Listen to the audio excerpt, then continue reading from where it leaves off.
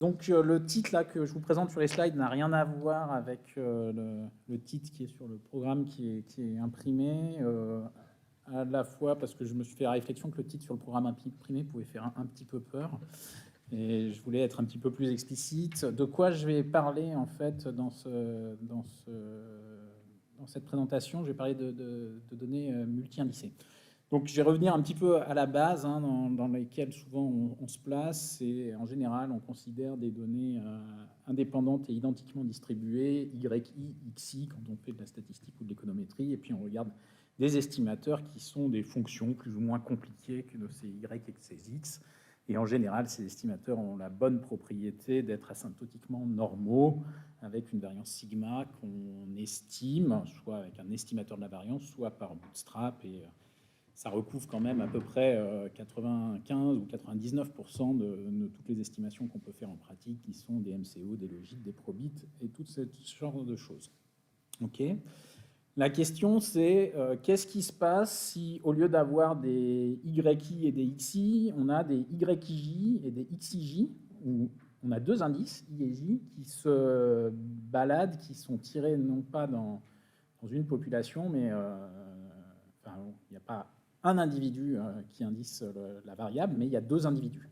Okay, et ces deux individus, ils peuvent soit être tirés dans la même population, donc typiquement ça c'est le cas de ce qu'on appelle les données dyadiques. Donc un exemple qu'on peut se mettre en tête pour comprendre un peu le contexte dans lequel on est, c'est vous travaillez sur des données de commerce international et puis vous observez des flux d'échanges entre pays. Donc vous avez une population de pays et puis ce que vous observez, c'est concrètement des flux d'échanges entre pays pour les Y, importation, exportation du pays I vers le pays J.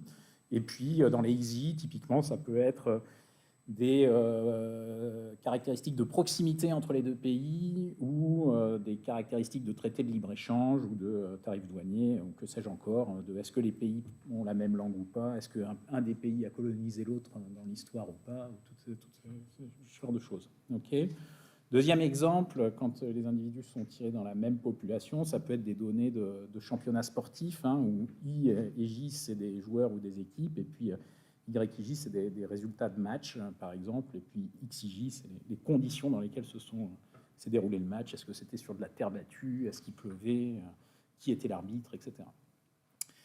L'autre exemple, l'autre cadre que j'ambitionne un peu de traiter là en 20 minutes, très rapidement, même si ce sera voilà, forcément assez elliptique en 20 minutes, c'est les cas où les deux individus qui indicent les variables ne sont pas tirés dans la population. Donc ça peut se passer quand vous étudiez, par exemple, un marché, vous regardez les flux sur un marché où vous avez une population d'offreurs, c'est les I qui vont de 1 à N1, qui est une certaine population, et en face, vous avez des demandeurs qui ne sont pas les mêmes, qui est une population différente de la première population. Il y a un autre exemple, en fait, qui est l'exemple qui a un peu motivé tous ces travaux là qu'on a commencé maintenant il y a 4-5 ans avec Yannick, c'est le cas du multi-way clustering. Donc, qu'est-ce que c'est le multi-way clustering en économétrie? Les économètres appliqués se posent beaucoup de questions depuis quelques années là-dessus. C'est pour donc l'exemple un peu typique, c'est de se dire voilà, on veut faire un peu des statistiques sur les salaires. Or, voilà, nos travailleurs, ils travaillent à la fois dans des secteurs industriels et puis à la fois dans des marchés locaux du travail. Et voilà, il peut y avoir des chocs qui affectent les secteurs industriels. Par exemple, il y a la crise du Covid. Et ben à ce moment-là, les laboratoires pharmaceutiques vont faire face à une demande d'activité plus importante, où il y a des chocs qui peuvent affecter les marchés locaux, par exemple. Dans le Donbass, actuellement, je pense que le marché du travail est un peu perturbé. Mais voilà, il y a un peu deux dimensions de clustering qui peuvent être soit des dimensions locales, soit des dimensions plus sectorielles, et il y a des chocs qui affectent les variables, et donc on n'a pas envie de supposer que tout est indépendant, et donc ça met un peu de dépendance dans tous les sens, et là, ce qui est compliqué, c'est que ça met de la dépendance dans deux dimensions, donc c'est un peu compliqué à gérer. Ok. Donc dans ce cas-là, effectivement, dans ces deux cadres, hein, que ce soit le cadre où les deux individus appartiennent à la même population, ou les deux individus appartiennent à des populations différentes, la difficulté, c'est que les données ne sont pas indépendantes, et donc ce n'est pas complètement évident à premier abord de savoir comment on va généraliser les résultats qu'on a dans un cadre ID à ce type de données. Alors en fait, il faut un peu revenir au père fondateur pour comprendre comment généraliser, c'est-à-dire qu'on a beaucoup, c'est Kolmogorov qui a beaucoup parlé d'indépendance de variables aléatoires, mais en même temps que Kolmogorov, il y avait Finetti qui lui parlait beaucoup de données échangeables, et en fait les deux sont, les deux constructions sont complètement équivalentes en fait dans un cadre où il n'y a qu'un seul indice, et en fait quand on a plusieurs indices, c'est beaucoup plus facile de généraliser et d'utiliser la notion d'échangeabilité que la notion d'indépendance pour obtenir des résultats intéressants. Donc, qu'est-ce qu'on va dire? On va dire que nos données, quand les deux individus appartiennent à la même population et les deux individus IEJ appartiennent à la même population, ce qu'on va dire, c'est que nos données, en fait, la distribution de nos données, elle va être invariante selon la manière dont on labellise les individus. C'est-à-dire, si on permute les individus, dans la population, on veut que la distribution après permutation soit la même que la distribution avant permutation, ce qui semble une hypothèse tout à fait naturelle. Si on a deux populations, parce que les deux individus ne sont pas dans la même population, on va dire si on permute, dans la première population, on permute les individus selon une certaine permutation pi1, dans la deuxième population, on permute selon une certaine permutation pi2, une fois qu'on a fait ces deux permutations, on veut que la loi, la distribution des données reste inchangée. Okay. Et une fois qu'on a dit ça, finalement, on s'est mis en position de pouvoir reconstruire tous les résultats statistiques classiques.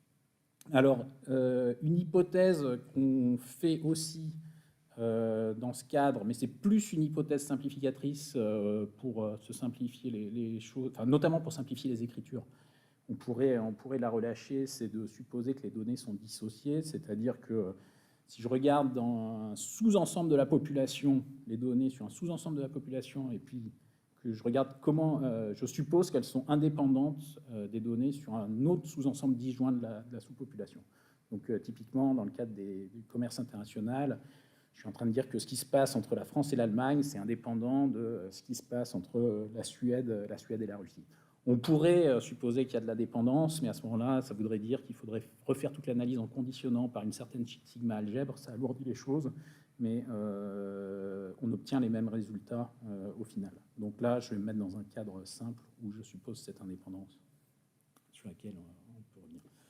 Dans le cas où j'ai deux populations différentes, il y a quand même petite subtilité sur le cadre asymptotique. C'est que, en fait, la croissance de la population, enfin, on va faire croître la taille de notre population, et en fait, le paramètre qui va déterminer l'asymptotique, ça va être le minimum de N1 et N2, si N1 et N2 sont les deux tailles de mes deux populations. Et je vais supposer que le rapport minimum N1, N2 sur N1 tend vers une limite finie, et minimum de N1, N2 sur N2 tend aussi vers une limite finie. OK. Et donc, voilà, on se pose la question de, voilà, quand on fait de la statistique et qu'on construit un Z-estimateur, c'est-à-dire qu'on définit un θ chapeau tel qu'il annule certaines conditions de moment empiriques, donc typiquement vos conditions du premier ordre dans une maximisation de vraisemblance, vos équations normales pour des MCO, qu'est-ce qui se passe et de quoi on a besoin. Donc dans le cadre standard, pour obtenir la normalité, on obtient des résultats de normalité asymptotique que je vous rappelle là rapidement. Et dans le cadre standard, on a besoin de quoi? On a besoin de loi des grands nombres sur la fonction de moment. En général, on a besoin aussi de loi des grands nombres sur la dérivée de la fonction de moment, et puis d'une loi des grands nombres sur les moments d'ordre 2 de m i θ. Et on a besoin d'un théorème central limite sur la fonction, concernant l'estimation de la fonction de moment. Donc ça, on peut se dire que quand on regarde l'épreuve rapidement, on peut se dire qu'il suffit d'avoir ça et c'est bon. Mais on a quand même besoin d'un peu plus que ça, parce que, en fait, à la place de manipuler de θ, là, on va mettre des θ chapeaux. Or, les θ chapeaux, ils bougent, ils dépendent des données. Et en fait, fondamentalement, ce dont on a besoin, c'est qu'on a besoin de lois des grands nombres uniformes, que je vous ai mis là, pour assurer la convergence de θ chapeau et la convergence des estimateurs de variance. Et on a besoin d'un théorème central limite uniforme. Donc le théorème central limite uniforme, ça consiste à regarder la statistique là, qu'on manipule pour le théorème central limite, à la voir vraiment comme une courbe aléatoire de θ, à essayer de comprendre en tant que courbe aléatoire vers quel objet elle converge en distribution. Bon, ça, c'est les statisticiens ont développé tout un tas de machinerie autour de ces concepts-là. Voilà.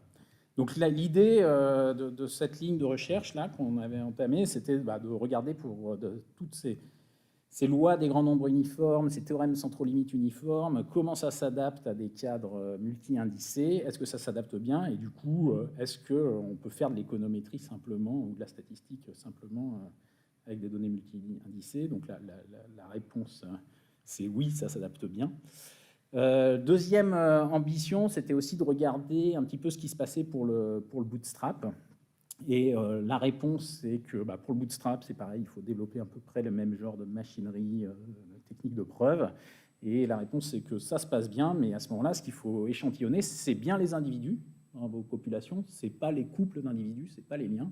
Il faut vraiment échantillonner les I et les J avec remise. Et reconstituer votre réseau avec les individus échantillonnés par Bootstrap. OK. Donc, maintenant, vous passez à un cadre où vous avez deux indices. Maintenant, c'est un M de IJ et de θ chapeau. Vous ignorez complètement, quand vous définissez votre estimateur, vous ignorez complètement le caractère dyadique des données. Finalement, vous êtes complètement naïf, vous faites comme d'habitude. Ça ne change rien sur la définition de l'estimateur. Et ça marche bien. Votre estimateur sera bien convergent. Pour le multi-way clustering, là c'est pareil, vous avez des travailleurs, par exemple, L, dans un secteur industriel I, dans un marché local J. Vous avez un nombre NIJ de tels travailleurs, donc vous réestimez tous vos totaux sur le nombre de travailleurs, sur la population des travailleurs comme étant des totaux à la fois sur les marchés locaux et sur les secteurs, deux totaux sur les travailleurs au sein de chaque marché local croix-secteur, et vous vous ramenez à ce genre, pareil, d'équation de moment, avec une somme sur NIJ qui dépend d'un θ chapeau, et par contre la fonction M, là, dans la fonction M apparaît une somme à l'intérieur qui est le nombre de travailleurs que vous observez dans chaque cellule, c'est-à-dire dans chaque marché local, croix, secteur industriel. OK. Donc là, vous avez vos équations de score et vos estimateurs bien définis. Dans le cas des données dyadiques, donc si les deux individus sont tirés dans la même population, avec toute la machinerie sous-jacente des théorèmes centraux-limites uniformes et des lois des grands nombres uniformes qu'on a établis, finalement, vous obtenez effectivement bien la normalité asymptotique des estimateurs, avec une subtilité sur la variance asymptotique, c'est que la variance asymptotique, forcément, elle est un peu modifiée. C'est le terme central de variance qui n'a pas la tête habituelle et qui n'a pas la tête que va vous sortir, enfin, qui ne va pas correspondre à ce que va vous sortir le logiciel en général et qu'il faut adapter, et dont je vous donne la formule. Et on a des estimateurs convergents de ce terme central de variance, là, avec le V chapeau, okay, qui est donné ici. Donc, cette variance asymptotique, elle prend vraiment en compte, par rapport à ce qu'on pourrait faire naïvement, elle prend vraiment en compte la potentielle dépendance des données, par exemple, dans le cadre des commerces internationaux. Ce que la France importe vis-à-vis de l'Allemagne peut dépendre de ce que la France exporte vis-à-vis de l'Espagne, par exemple, et ça intègre complètement cette dépendance.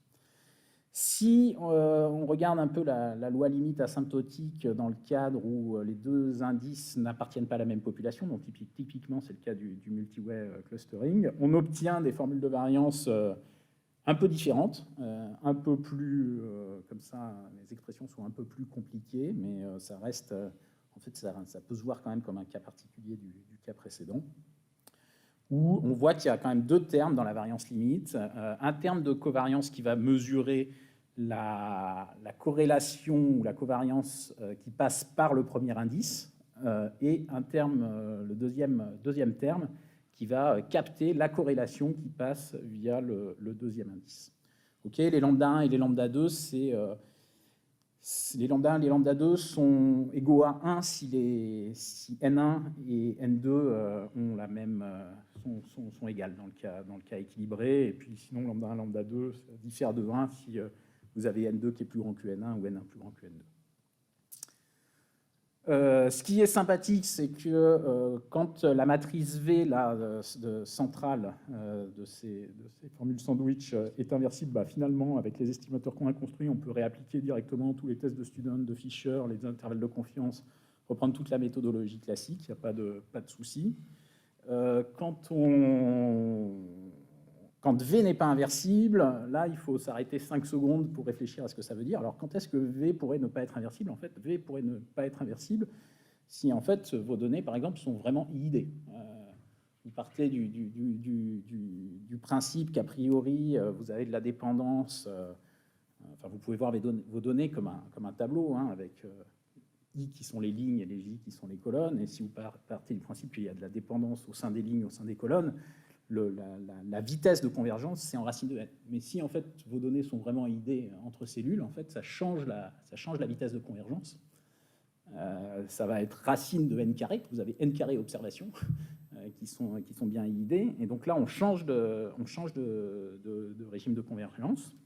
Alors quand les données sont bien IID, on retombe dans le cas standard et la limite est gaussienne. Mais en fait, il y a pas mal de cas tordus et un peu intéressants où la limite n'est pas forcément gaussienne, c'est-à-dire en fait on pourrait imaginer qu'il y a de la dépendance au sein des lignes, au sein des colonnes, sans qu'il y ait de corrélation. Et là, dans ces cas-là, on se retrouve avec des vitesses qui sont en racine de n carré et pas racine de n, mais des limites non gaussiennes. On récupère des jolis chaos gaussiens. C'est un peu ce qui se passe pour les U statistiques dégénérées, en fait, pour ceux qui connaissent cette littérature.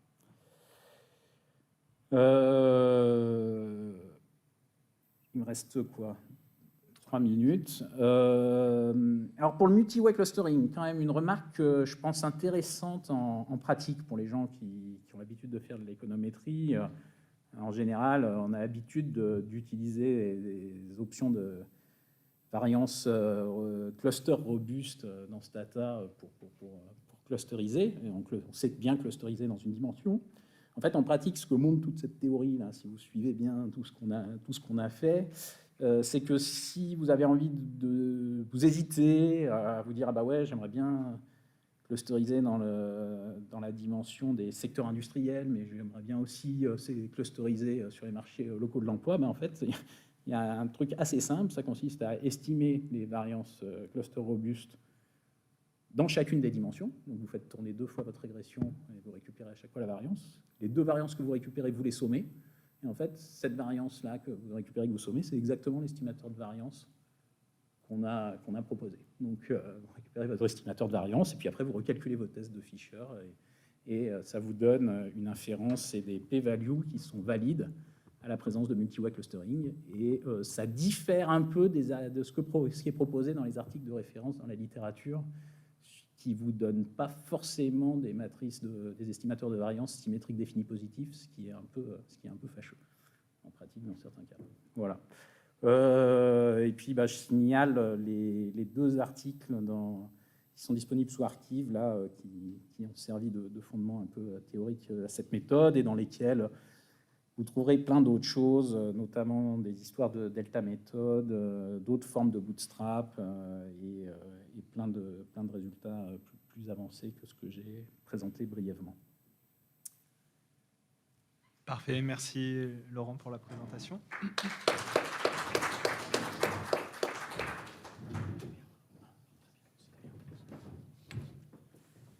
La parole est à Xavier désormais pour une présentation de 20 minutes.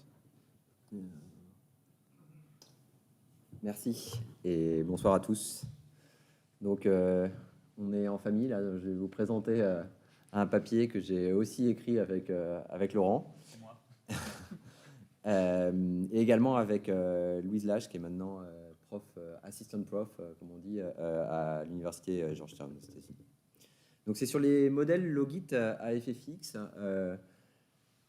Le papier est un peu technique, hein, donc ce que je vais surtout faire, hein, je pense, c'est essayer de motiver pourquoi on a fait ces travaux et pourquoi c'est peut-être une bonne idée d'utiliser ça plutôt que d'utiliser ce que recommandent des gens comme Josh Angrist. Ok. Donc la question de départ, c'est... Dans le micro. Ouais, désolé. Faut pas que je bouge trop, c'est ça. Oui. Ouais. Donc la question de départ, c'est quand on a des données de panel et où on est intéressé par une variable dépendante qui est binaire, comment on va essayer d'estimer des effets causaux de certains X qui nous intéressent, hein. Donc, à quoi on pourrait penser? Bon, je sais pas, le sujet traditionnel depuis les années 70 en microéconométrie, c'est la participation des femmes, par exemple, au marché du travail en fonction de certaines variables, voilà, leur expérience ou autre. On pourrait penser à d'autres choses, hein, je sais pas, moi, les déterminants de la démocratie. Est-ce qu'un pays est démocratique ou pas? Et en fonction de plusieurs variables liées au pays, comme le PIB par tête, par exemple. Alors, si on veut formaliser un peu les choses, je considère un modèle de variable potentielle, donc YI de petite x, hein, donc à chaque valeur possible de ma variable explicative x, donc à chaque valeur possible petit x, je vais associer une variable potentielle grand Y de petit x qui est de, ah bah voilà, si tel pays avait tel niveau de PIB par tête, quelle serait sa situation en termes de démocratie. Et donc, on n'observe pas toutes ces variables potentielles parce que, évidemment, ça, c'est des variables qui correspondent à plein d'états possibles de PIB par tête, mais qui ne sont pas réalisés pour la plupart, hein. Ce qu'on va avoir simplement, c'est quoi? C'est un X réalisé, qui est le PIB actuel, et le Y correspondant, qui est Y de grand X, du coup. Et donc, en fait, ce qui va nous intéresser ici, c'est l'effet causal de X, c'est-à-dire comment petit x ici joue sur la fonction f, hein. Alors, vous voyez, il y a deux autres arguments qui sont alpha i et epsilon it. Donc, alpha i ici, c'est un effet individuel qui regroupe en fait des tonnes d'inobservables, hein. Donc, dans mon exemple des pays, bon, bah, je sais pas, moi, quelle est la situation géopolitique dans les pays voisins ou quelque chose de ce style, si on veut parler d'une actualité récente.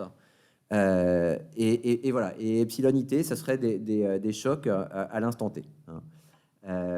Donc je vais supposer que les epsilon it sont indépendants de tout le reste, hein, mais donc c'est vraiment des chocs idiosyncratiques, hein, et sont indépendants dans le temps aussi. Mais par contre, les alpha i pourraient être corrélés avec xt, hein. Donc je sais pas moi, si je pense au PIB par tête, à alpha i, qu'est-ce que ça pourrait être? Ça pourrait être, je sais pas, des ressources naturelles qui sont disponibles dans le pays, hein, mais qu'on n'a pas mis dans le modèle, qu'on n'a pas forcément à disposition dans le modèle, mais qui vont être corrélés avec le PIB par tête.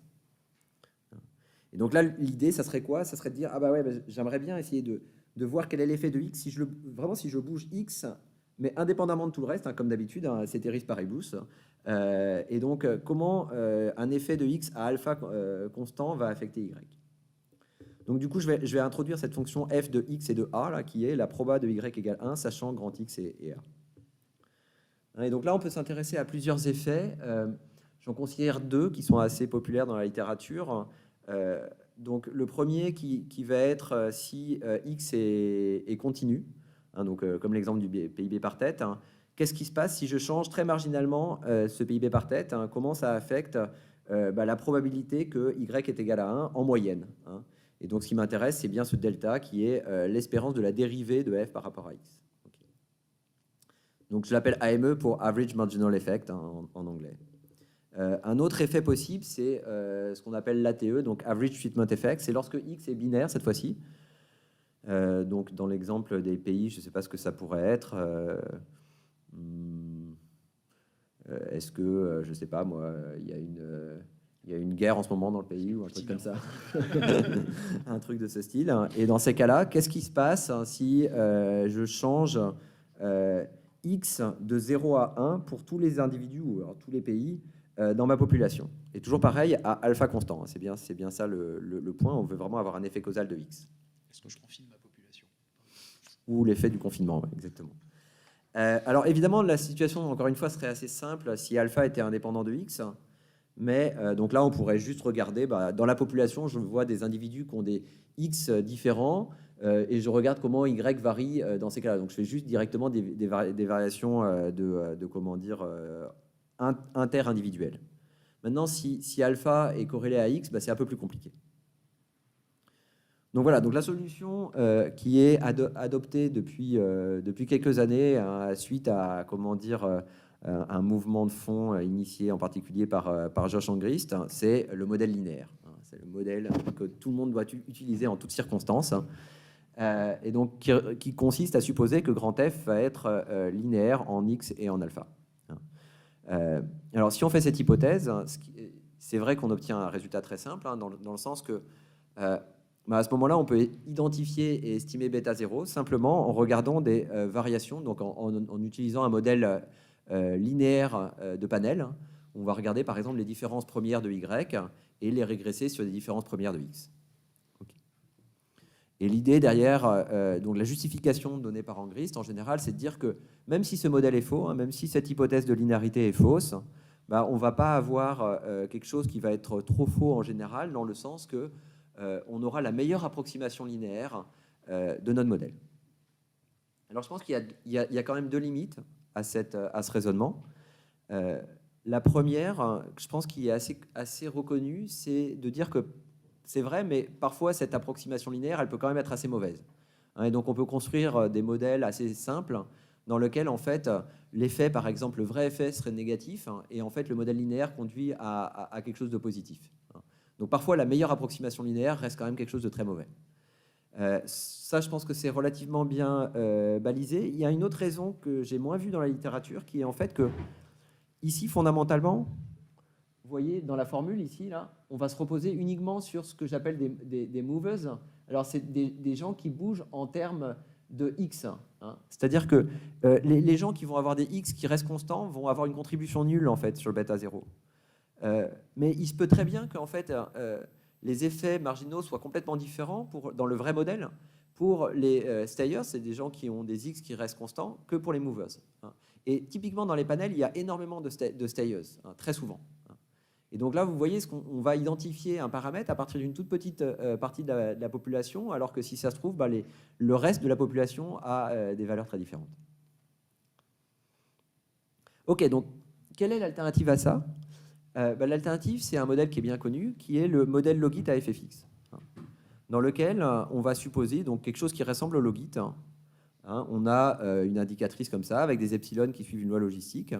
La seule différence, c'est qu'on a cet effet individuel alpha. Hein. Donc là, j'ai enlevé tous les indices i pour me simplifier un peu la tâche, mais on pourrait les remettre partout ailleurs sinon. Et donc là, le truc, c'est que alpha i, a priori, est corrélé d'une façon un peu quelconque avec les x-cités. Mais par contre, les epsilon sont indépendants de x et alpha. Ici, je me place dans un cadre où grand T est fixe, hein, donc, ce qui rend la tâche un peu plus compliquée. Si on avait un grand T qui tend vers l'infini, on pourrait utiliser d'autres modèles, hein, mais avec T fini, c'est difficile de faire vraiment autre chose. Donc, j'appelle ça un modèle à effet fixe. Donc, le terme est un peu, comment dire, embrouillant, dans le sens qu'on pourrait très bien considérer que alpha i, c'est une variable aléatoire, en fait, mais le point essentiel, hein, c'est qu'on ne va pas faire d'hypothèse sur la corrélation, sur la dépendance entre alpha i et les x. Donc, en fait, dans ce modèle, on sait déjà comment estimer bêta 0. Le problème, la raison pour laquelle les gens se sont un peu détournés de ce modèle, c'est qu'on s'intéresse beaucoup plus aujourd'hui qu'avant aux effets marginaux moyens ou aux effets de traitement que je vous présentais tout à l'heure. Et ça, jusqu'à présent, on ne savait pas comment les calculer. Donc on savait juste comment calculer bêta 0, mais bêta 0 ne suffit pas pour estimer les effets marginaux ou les effets de traitement. Juste pourquoi ce modèle, dans notre perspective, a des avantages par rapport au modèle linéaire de probabilité. En fait, déjà, par construction, il va assurer que grand F, hein, donc cette fonction-là ici, va bien être entre 0 et 1, contrairement au modèle linéaire, hein, qui ne garantit pas du tout ça. Et puis, il va aussi autoriser des effets hétérogènes. Hein. Pour quelqu'un qui a un grand alpha, l'effet a priori d'un changement de x va être beaucoup plus faible pour des gens qui vont avoir des alphas autour de 0, hein, parce que la pente va varier en fonction de l'endroit où on est. Donc, on peut bien avoir des effets de traitement hétérogènes et avoir des différences entre les stayers et les movers dont je vous parlais tout à l'heure. Donc voilà, donc la contribution de notre papier, c'est bien d'essayer de calculer ces effets marginaux ou ces effets de traitement de manière très simple, vous jugerez, mais on considère que c'est quand même très simple. Alors en fait, pour ça, ce qu'on fait, c'est qu'on va d'abord étudier le problème d'un point de vue de l'identification, c'est-à-dire qu'en fait, ce n'est pas un problème trivial, ce n'est pas clair que en fait, ces paramètres-là, on soit capable de les retrouver. En fait, ce qu'on montre, c'est qu'on retrouve simplement des bornes. Les bornes sont très informatives, donc en général, en fait, ce n'est pas un problème qui est identifié ponctuellement, mais le fait d'avoir ces bornes, ce n'est pas un vrai souci en pratique parce que ça reste très, très informatif. Une fois qu'on a ces bornes, on va développer en fait 2 stratégies d'inférence. Une qui est un peu plus compliquée, mais qui est censée être optimale dans un certain sens.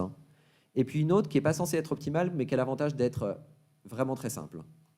Et qui, en pratique, dans des simulations en tout cas, semble donner des résultats très satisfaisants. Voilà, donc je vais vous présenter maintenant un petit peu les résultats proprement dits. Je ne sais pas combien de temps il me reste. 8 minutes. 8 minutes, ok.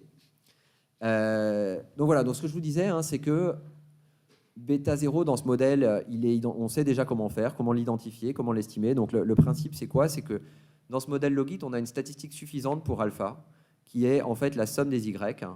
Donc ce qui signifie qu'une fois que je connais S, en fait, j'ai toute mon information déjà je connais toute l'information disponible sur alpha.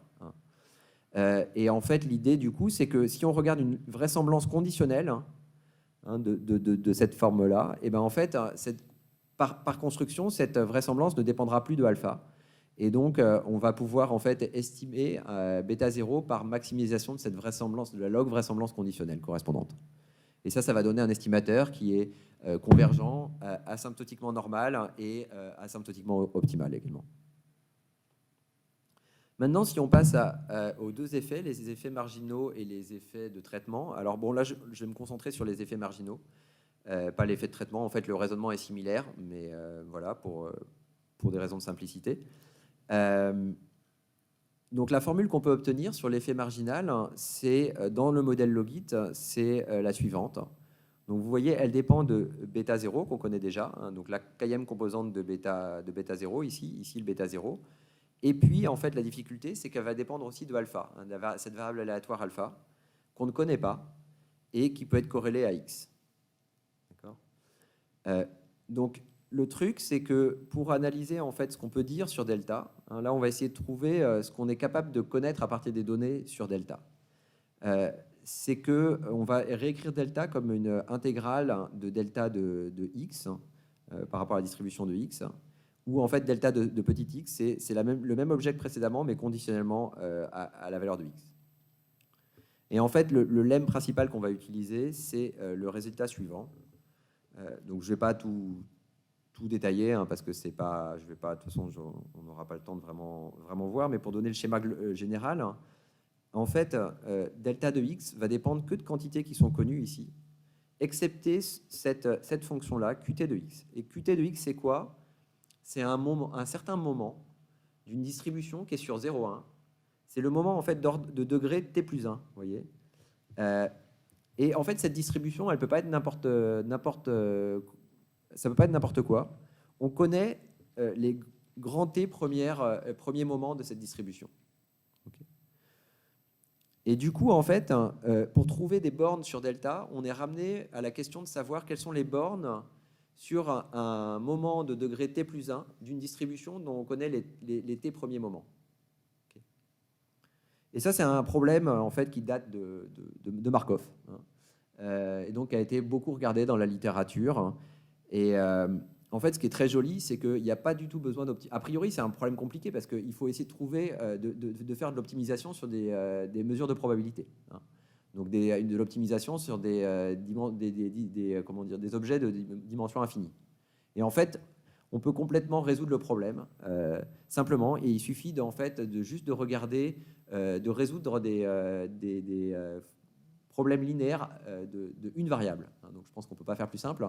Bon, il se trouve juste que c'est un truc du genre A plus BX égale 0. Les A et les B sont un peu compliqués, mais c'est simplement certains déterminants de matrice. Voilà. Donc c'est un calcul qui est complètement immédiat. On a aussi des résultats en utilisant d'autres résultats. Donc la littérature a commencé avec Markov, mais en fait a continué ensuite. Et il y a eu d'autres résultats qui nous permettent, par exemple, de montrer ce que je vous disais, le fait que les bornes sont très informatives en pratique. Donc on a comment dire, des bornes supérieures sur la longueur entre la borne inf et la borne sup. Voilà, donc ensuite, ce que je vous disais, c'est qu'on a, pour passer à partir de ces résultats théoriques, on peut construire des estimateurs. Alors on a une première idée, c'est de construire en fait à partir des résultats théoriques sur les bornes, un estimateur dit plugin, c'est-à-dire qu'on va remplacer toutes les quantités inconnues par leur équivalent dans l'échantillon. Ça va donner des résultats qui sont optimaux dans un certain sens. Le seul truc qui est compliqué, c'est que ça va en fait nous obliger à utiliser des estimations non paramétriques. En particulier, le truc, c'est que ici, on va être obligé d'estimer les fonctions CT de X. Et vous voyez, ça dépend, c'est des régressions non paramétriques en fait derrière. Donc ça oblige à faire des choix de paramètres de lissage, etc. Et puis les objets peuvent être de grosses dimensions. Donc tout est censé bien se passer asymptotiquement, mais à distance finie, c'est pas forcément aussi clair en pratique. Une deuxième idée, c'est en fait de repartir de la formule sur grand delta. Je suis désolé pour les bruits, visiblement, je n'arrive pas à trouver la bonne distance. De la formule sur grand delta que j'avais exprimée dans le lemme et qu'on peut réécrire sous la forme suivante, en fait. Et alors, ici, encore une fois, on connaît tous les termes. Donc, les bêtas, on va les remplacer par des bêtas chapeaux qu'on a obtenus avec la méthode de maximisation de la vraisemblance conditionnelle.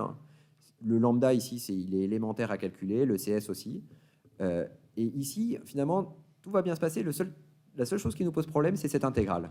Cette intégrale qui correspond au moment dont je vous parlais, le moment de degré t plus 1.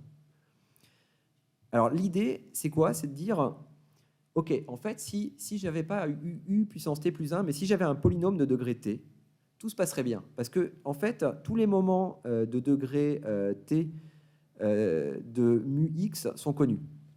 On peut les exprimer sous la forme suivante. Et donc, ce qu'on va faire ici, c'est qu'on va approcher, en fait, u puissance t plus 1 par un bon polynôme de degré t. En particulier par ça, en fait. On va essayer de trouver le meilleur polynôme au sens de la norme infinie. Et une fois qu'on fait ça, on a en fait, ce qu'on fait, c'est qu'on trouve un nouveau, on va tricher un peu. C'est-à-dire qu'on va modifier un peu le paramètre. On ne considère plus delta, mais delta tilde, qui va correspondre en fait à si je remplace u puissance t plus 1 par ce nouveau polynôme. Et à ce moment-là, on a une formule très simple qui ne va plus du tout nécessiter une estimation non paramétrique.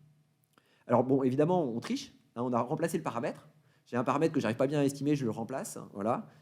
Donc c'est de la triche. Mais en fait, on va être capable de borner le biais en fait entre delta et delta tilde. Et grâce à ça, on va être capable de faire de l'inférence qui va rester valide en fait. Donc au final, on ne triche pas. Voilà. Donc ça, c'est juste pour vous. Et puis ensuite, je vais conclure. C'est juste pour vous, en fait, deux choses. Donc effectivement, cette école russe, elle est importante dans notre papier, parce que en fait, la solution de ce problème-là, elle est très simple. C'est les polynômes de Chebyshev de première espèce. Qui était le directeur de thèse de Markov. Qui était le directeur de thèse de Markov, voilà. Et ce qu'on voit, c'est qu'en fait, l'approximation est en fait très vite superbe en fait sur 0,1. Ce qui fait qu'on va avoir un terme de biais qui va être minuscule. Et c'est ça qui explique, je pense, fondamentalement le fait que cette méthode-là, dans les simulations, donc ça, je ne vais pas avoir le temps de vous les montrer, mais dans les simulations, on va obtenir typiquement des longueurs d'intervalle de confiance qui vont être très proches de la méthode soi-disant optimale, parfois même meilleures, vous voyez ici, et puis avec des taux de couverture qui vont rester aussi très proches de 95%.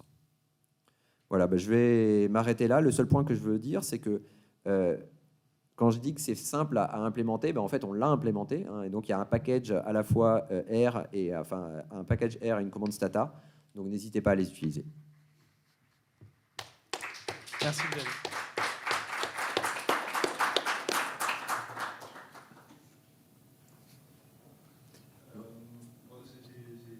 J'ai plein de questions, mais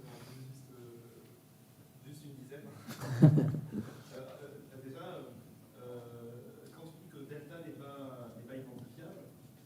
C'est-à-dire que c'est vraiment la borne entre delta bar et delta bar inférieur, et c'est vraiment la bonne borne, ou est-ce que c'est... Ouais, c'est des bornes optimales, ouais. Ah, d'accord. Ouais. C'est vraiment pas identifiable. Non, sauf dans des cas exceptionnels. Donc ça va... On sait quand c'est identifié, en fait. Voilà. Donc il y a des cas où c'est identifié, quand en fait la distribution de alpha sachant x a très peu de points de support. Et là, ça va être identifié ponctuellement. Il y a d'autres cas aussi, quand bêta 0k égale 0. Enfin voilà, il y a quelques cas exceptionnels un peu, mais de façon un peu générique, c'est pas identifié, non. Et les bornes optimales sont celles-là. D'accord. Et du coup, quand, le truc avec Chebyshev que tu as montré à la fin, quand tu approches U puissance t par un polynôme de degré t-1, l'erreur que tu as, c'est de l'ordre de 1 sur 2 puissance t. C'est super rapide, non? Ouais, c'est ça, exactement. Exactement. Et donc en fait, en fait, C'est- ici, comme on est sur 0,1, Comme on est sur 0,1, on a même 1 sur 4 puissance t, exactement. Après, il y a d'autres constantes, et il se trouve que, en plus, les constantes, je pense, bon, ça, sur simulation, mais à mon avis, un peu généralement, sont très petites en plus, quoi. D'accord. Et ma dernière question pour toi, est-ce que tu peux, j'ai vraiment pas compris ce que tu avais expliqué sur les stayers et les movers. Ah Parce que ça, c'est des trucs pour les économistes, ça. Ok. Donc, ouais, ce que je disais, c'était que, en fait, ici, bêta 0 n'utilise pas du tout l'information sur les individus pour qui x reste constant, en fait. Hein. Ou même à la limite, ce qu'on peut dire aussi, c'est que si on a un x qui bouge très très peu, bah, cet individu-là va avoir une comment dire, contribution à aux paramètres qui va être très faible. Alors que, en fait, il y en a beaucoup des gens comme ça dans beaucoup de panels, hein, et que ces gens-là peuvent être très différents des movers. Et donc, ça, c'est juste un argument pour dire que même si on utilise le bêta 0 peut être ici la meilleure approximation linéaire pour la fonction f, pour les effets marginaux ou les effets de traitement ici qu'on définit, on peut être assez loin du compte, en fait. Et on a des exemples un peu spécifiques dans le papier qui montrent ça, quoi. Je ne sais pas si c'est plus clair comme ça. C'est clair, mais en fait, ce que j'ai en tête, c'est que si tu as beaucoup de gens pour lesquels x ne varie pas dans ton échantillon, ça veut dire qu'avec grande probabilité, x ne varie pas. Et du coup, j'ai l'impression que ça veut dire que dans ton modèle, tu ne pourras pas estimer. Ouais, alors en fait, c'est ça c'est l'ironie de l'histoire, hein, c'est qu'en fait, sous certaines conditions, ce qu'on peut montrer, c'est que si on est hyper général, non paramétriquement, on identifie l'effet uniquement sur les stayers, en fait. Ce qui n'est pas très intuitif, hein, mais donc en fait, là, le modèle linéaire va dire quelque chose sur des movers, alors qu'en fait, non paramétriquement, ce qu'on sait, c'est des choses sur les stayers, en fait. Donc c'est quand même assez marrant, hein. Alors, parce que c'est un raisonnement local, en fait, quoi. D'accord. Et donc c'est de là que vient l'identification. Mais ouais. Ok, merci. Et du coup, si je peux poser une autre question. Mais il pourra répondre. Je crois qu'il connaît le papier. En fait, la première chose, c'est que je ne sais pas à quel point vous utilisez ça dans la preuve, mais quand vous avez besoin de théorème central limite, en fait, vous n'avez pas vraiment besoin de théorème central limite uniforme, puisque pour la M estimation, dans le cas idée en tout cas, on peut s'en sortir en utilisant Slutski, en fait, en utilisant juste un théorème un TCL en θ 0, et ensuite en disant qu'on a une approximation de ce qui se passe en θ chapeau par ce qui se passe en θ 0, et en fait, ensuite on fait Slutski. On peut s'en sortir, et ça apparaît pas dans NeurGraph ou dans la littérature. D'accord. Ça apparaît dans le cours de Sacha, en fait. et dans mon cours. D'accord. Ben, Mais je on peut ne s'en suis sortir pas comme ça. sûr de voir l'argument, mais du coup, tu as quand même besoin de régularité en θ ou de... Tu as besoin de régularité locale sur un mini voisinage autour de θ 0. Ouais, d'accord. Parce que moi, ce que j'ai en tête, c'est qu'il y a besoin d'un théorème central limite uniforme dans un voisinage de θ 0. Oui, mais ça, c'est quand tu utilises des arguments de processus empirique. Ouais, c'est ça. Mais en fait, ce qu'on a fait, c'est voilà, Mais c'est tu la peux théorie les des éviter. processus. Dans le cas idée, tu peux les éviter. D'accord. Et du coup, juste une question, c'est quoi les conditions minimales pour avoir un théorème central limite quand tu as des données échangeables? Alors, les conditions minimales pour avoir des données échangeables. Alors ça, c'était les rapporteurs nous ont posé la question, donc on a donné des réponses un peu partielles, il me semble, dans le cas, dans quel cas, dans le cas jointement échangeable et juste de dimension 2, ça on a fait un peu, essayé de faire. Mais ce qu'on dit Sur l'Ilenco quand elle est libre. Voilà, Pas sur Donsker. voilà, sur l'Ilenco quand elle est libre. Sur Donsker, on sait pas. On a les conditions standards. En fait, ce qu'on dit, c'est Mais, que si tu prends les conditions du cadre IID, tu regardes l'équivalent du modèle que tu es en train de faire, tu le regardes dans le cadre IID et que les conditions du cadre IID tiennent, et ben à ce moment-là, ça va marcher. Donc ce qu'on dit, c'est que sous les conditions standards dans le cadre IID, ça marche dans le cadre diadique. Mais après, les conditions minimales du cadre diadique, on ne les connaît pas bien. Elles sont plus...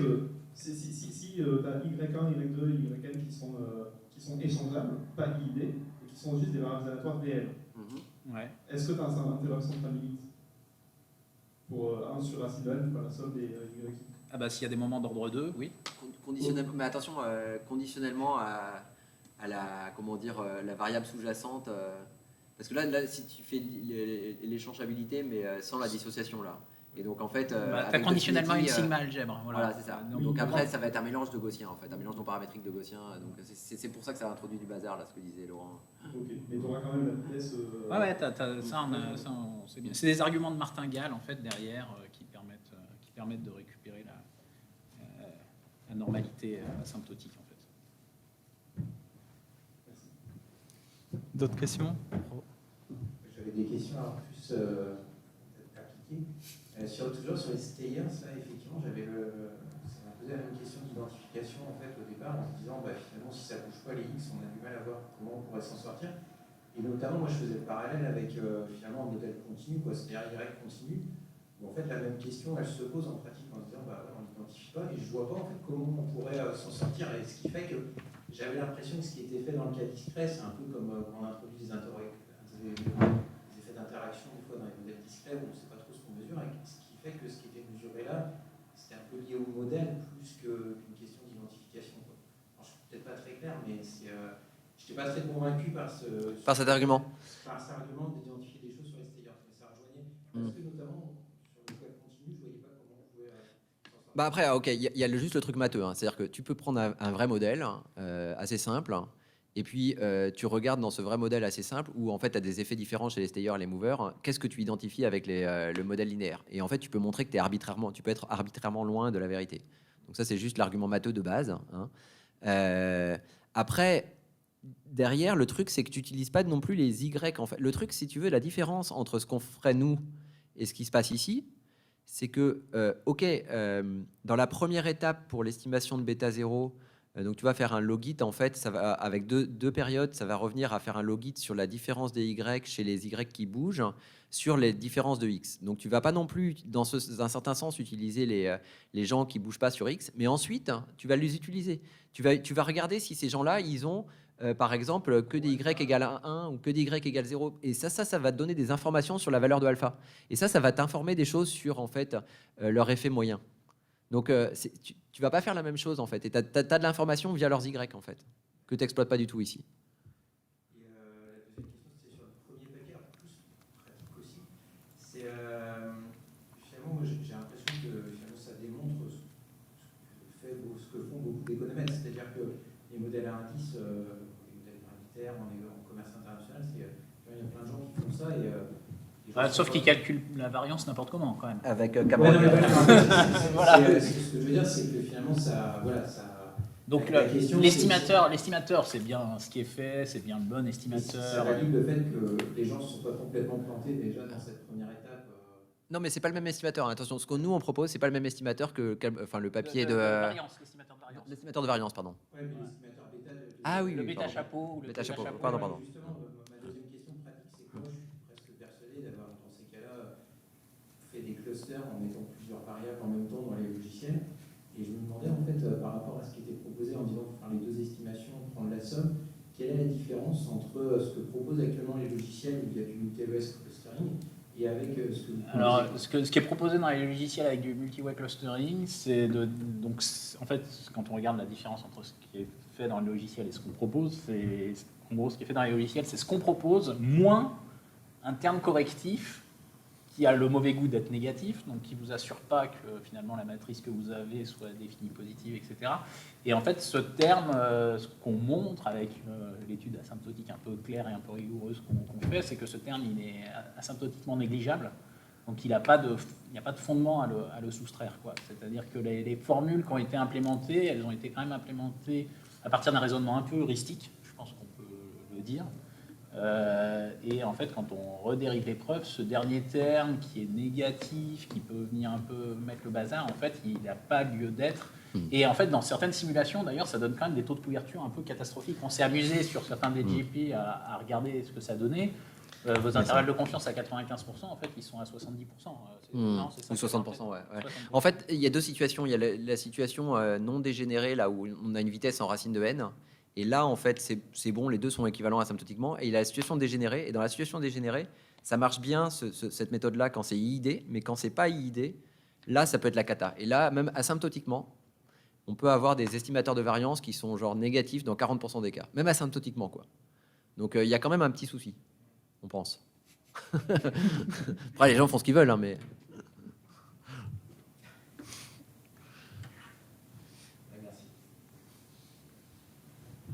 Une dernière question ou...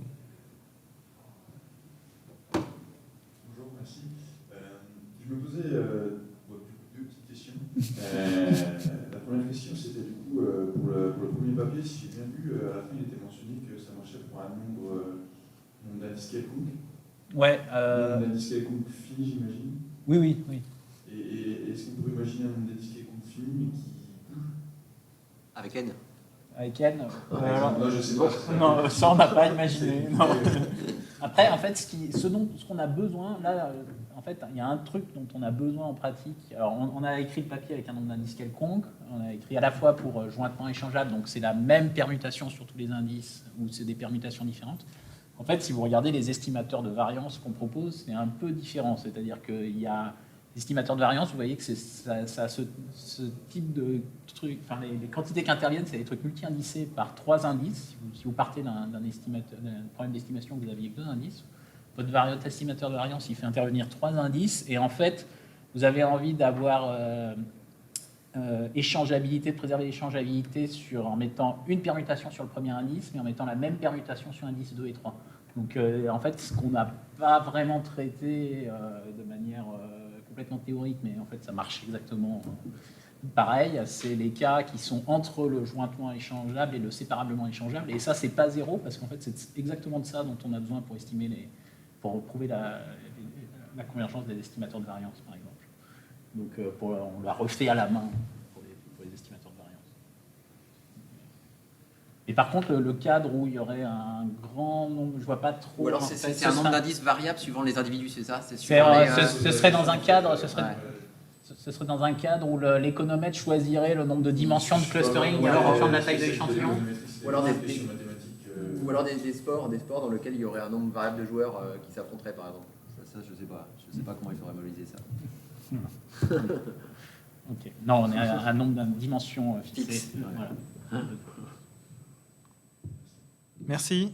Et on va stopper la session ici et remercier donc, les deux intervenants à nouveau. Merci.